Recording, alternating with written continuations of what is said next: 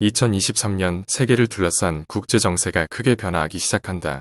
우크라이나 전쟁을 끝낼 기미가 보이지 않는 러시아어, 새로운 항공모함까지 건조하며 군사력을 과시하는 중국, 심지어 잇따른 도발로 동아시아의 평화를 뒤흔들어대는 북한까지 사회주의 국가들의 국제사회를 향한 위협 수위가 점차 높아져 간다.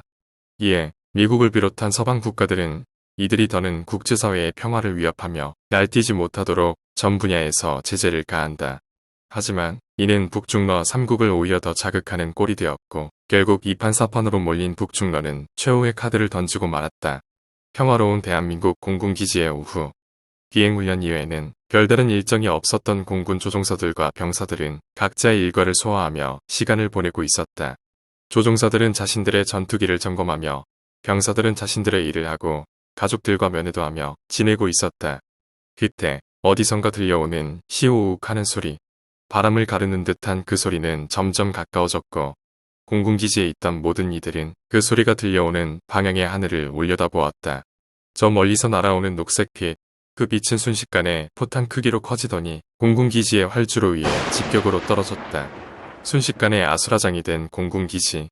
마침 비행훈련을 마치고 착륙하던 F-15K 편대는 거대한 구덩이가 생긴 활주로에서 속도를 줄이지 못하고 그대로 구덩이에 빠져 파괴되었다.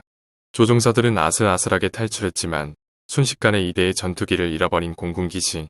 이는 전국의 수많은 공군기지에서 동시다발적으로 일어나고 있었다. 같은 시각 휴전선 인근에서는 북한 기계화 군단과 공군의 움직임이 포착되었다. 중국의 지원을 받은 북한군의 무차별 포격으로 인해 전국 곳곳의 활주로가 파괴되고 그로 인해 항공전력 대부분의 발이 묶여버린 대한민국. 하지만 그렇다고 북한군 기계화 군단이 남아하는 것을 가만히 앉아서 지켜볼 수는 없는 한국군이었고 한국군은 급한 불이라도 끌 목적으로 헬리콥터인 아파치 공격 헬기 13대를 출격시켰다. 아파치 편대의 임무는 북한의 기계화 군단이 휴전선을 넘는 것을 막는 것 단 하나였다. 그렇게 북한군 기계화 군단을 막기 위해 전방으로 비행하는 아파치 공격 헬기대. 조종사들은 서로에게 무전을 했다. 그렇게 계속 비행하던 아파치 편대. 그때 그들의 시야에 무언가가 들어왔다. 한 무리의 북한군 전차들이었다. 이에 편대장은 나머지 파일럿들에게 명령했다. 자, 시간 끌지 말고 빨리 끝내고 가자. 오케이. 아파치 편대는 북한군 전차들이 모여있는 곳으로 기술을 돌린 뒤 기관포와 로켓을 퍼부었다. 하나씩, 아니, 파도에 휩쓸리듯 파괴되기 시작하는 북한 전차들. 그런데 맨 끝에 있던 아파치가 무언가를 발견하고 그곳으로 기술을 틀었다. 그곳에는 북한군 견인포와 자주포들이 잔뜩 늘어서 있었다. 아파치의 파일럿은 다른 파일럿들에게도 이를 알렸고 아파치들은 남은 기관 포탄과 로켓탄으로 북한군 포들을 파괴했다. 하지만 그들은 전혀 몰랐다.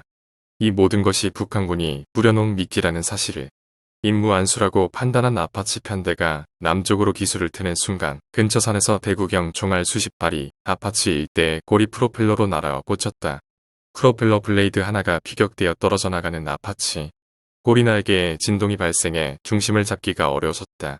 꼬리 날개가 피격당했다. 전투불능. 사오기. 먼저 복귀해서 비상 착륙해. 공격을 받은 아파치 파일럿은 최선을 다해 남쪽으로 돌아갔다. 그리고 남은 아파치들은 기습 공격을 한 북한군 고사총을 파괴하기 위해 그쪽으로 다시 기술을 돌렸는데 그들은 남은 기관 포탄과 로켓탄이 단 한 발도 없다는 사실을 까맣게 잊고 있었다. 설상가상으로 그들의 레이더에 북한 전투기 미그-23 사대가 편대를 이루어 빠르게 접근하고 있는 것이 포착되었다. 결국 기술을 돌려 도주를 시도하는 아파치 편대. 그러나 그들의 최후는 참으로 허무했다. 아파치가 아무리 장갑이 튼튼하고 최신식 장비를 장착했다 하더라도 헬리콥터는 어디까지나 헬리콥터였고 거북이 같은 헬리콥터는 마하의 속도로 날아다니는 북한 전투기들 앞에서는 그들의 밥, 그 이상 그 이하도 아니었다. 미그-23들은 아파치 편대를 향해 미사일을 발사했다. 플레어를 뿌리고 흩어지며 회피를 시도하는 아파치 편대. 그러나 미사일들은 헬기의 약점인 꼬리 날개에 정확히 명중했고 무장을 다 써버린 아파치들은 하나둘 격추당하기 시작했다. 그리고 거리가 좁혀지자 기관포로 남은 아파치들을 공격하는 미그-23대. 아파치의 장갑은 북한 병사들의 고사총은 어느 정도 견뎠지만 기관포는 도저히 답이 없었다. 결국 적을 너무나 얕잡아본 한국군은 무려 12대의 아파치를 순식간에 잃고 말았다. 간신히 도주한 아파치 4호기. 그조차도 점점 심해지는 진동을 견디지 못한 꼬리 날개가 파괴되며 중심을 잃고 빙글빙글 돌며 추락했다. 불행 중 다행으로 추락한 지점이 대한민국 영토 내라는 점이었고 파일럿들은 큰 문제 없이 구조될 수 있었다. 그러나 그들 외에 격추당한 아파치의 파일럿들이 돌아오지 못한 것은 엄연한 한국군의 피해였다. 그리고 후방에 대기하고 있던 북한군 기계화 군단과 방사포 부대 본대가 남하하고 있었다. 활주로가 복구되지 않아 항공전력에 발이 묶이고 미군 제7함대의 지원이 오기까지도 시간이 좀 남은 상황.